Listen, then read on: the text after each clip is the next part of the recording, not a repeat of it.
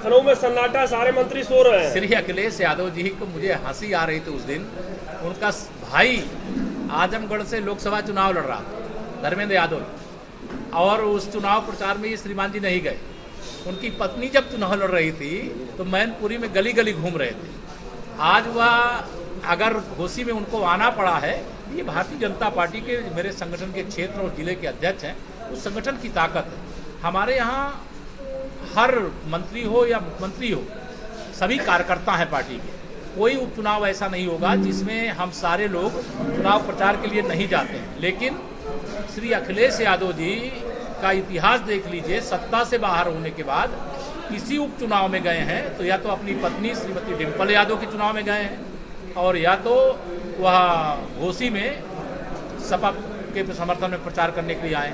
बात पीडीए की करते हैं। पीडीए मतलब कहते हैं पिछड़ा, दलित, अल्पसंख्यक। लेकिन टिकट किसको दिया है? पिछड़े को टिकट दिया है क्या?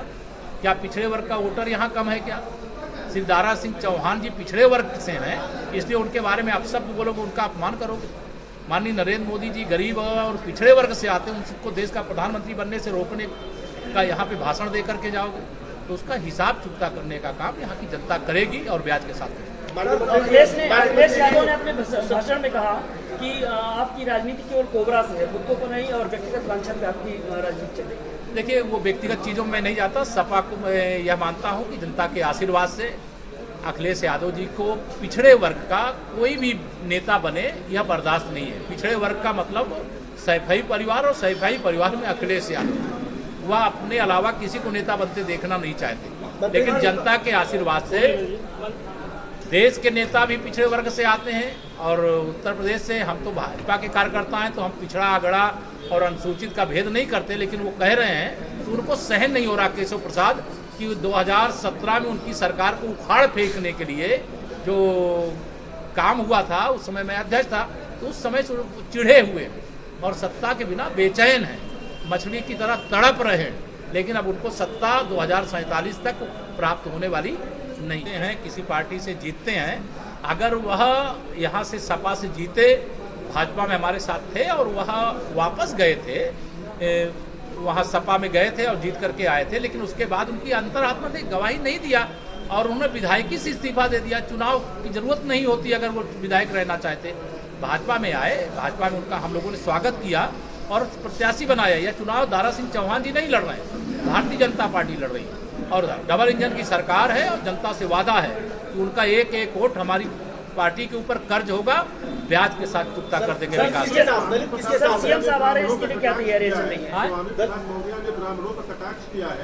वो श्री अखिलेश यादव जी के भोंपू हैं, उनके बोलने की कोई हैसियत नहीं। अगर अखिलेश यादव जी इनके बयान से सहमत नहीं थे तो उनको समाजवादी पार्टी से निष्कासित करना चाहिए। इससे मैं कई बार कह चुका हूँ, वह कभी भी कोई ऐसे विषैले बयान देते हैं तो उसके पीछे श्री अखिलेश यादव जी 101% भाजपा के साथ जी। अच्छा, ये घोसी की जनता का प्यार है या चुनाव की चुनौती है? ये प्यार है जो खींच रहा है, ये जारी रहेगा। प्यार है, और 8 तारीख के बाद विजय उत्सव के समारोह में मैंने दोनों अध्यक्षों से कहा है कि 5 तारीख को ईवीएम मशीन कमल के फूल से लबालब होनी चाहिए, 8 को वोटों की गिनती होनी चाहिए। 8 के बाद जो तारीख तय करेंगे विजय उत्सव में शामिल होने के लिए मैं स्वयं भी आऊँगा।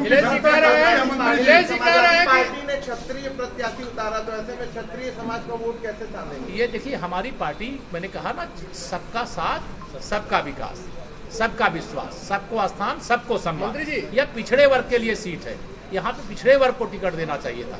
अखिलेश यादव पीडीए की बात करके पिछड़ों के साथ धोखा किया, अनुसूचित वर्ग के साथ धोखा किया, अल्पसंख्यकों, पासमादा मुसलमानों के साथ धोखा किया, इसलिए इसकी सजा यहाँ के मतदाता देंगे।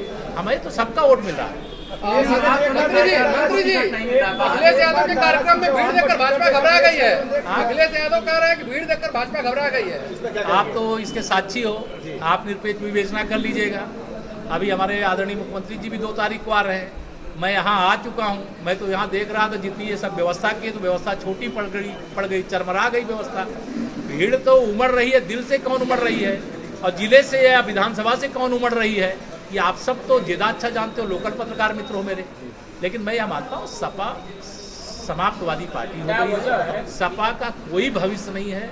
सपा अस्त होता हुआ सूरज है और सपा को वोट डालना माने कुएं में वोट डालना, भाजपा को वोट डालना माने कमल के फूल को खिला करके लक्ष्मी जी को घोसी विधानसभा में